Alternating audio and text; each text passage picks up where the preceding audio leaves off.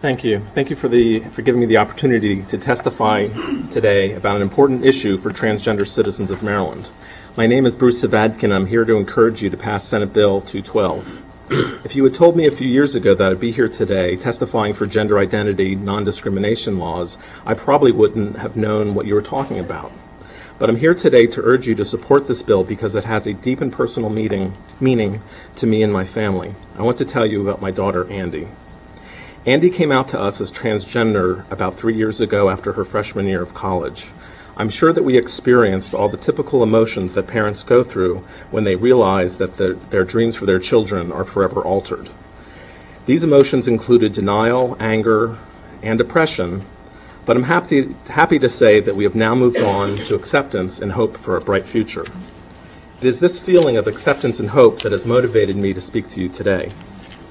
Anyone who knows Andy would agree that she is smart, funny, and compassionate. I think she is also courageous because being transgender at college has not always been easy. She was subjected to harsh treatment from some of her classmates and was threatened with expulsion by the school administration and forced to move off campus. Andy also experienced discrimination during her search for off-campus housing. Despite these early difficulties, Andy is now thriving. This is due in part to the outstanding support she has received from friends, family, and professors. Andy earns excellent grades and is extremely active in several on-campus clubs and activities. As a transgender woman, Andy completed 2 internships in Washington, D.C., and she will be graduating this May. After graduation, we sincerely hope that Andy will return to Maryland and become a productive tax-paying citizen. We are thrilled about the recent progress made in Howard and Baltimore counties, but protections are needed in all jurisdictions of Maryland.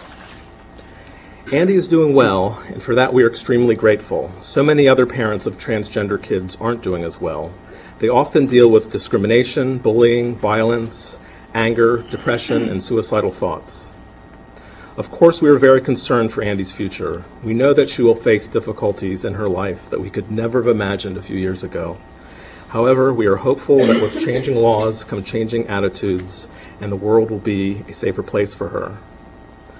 Those that oppose this bill will conjure up the most horrific tales imaginable to dissuade you.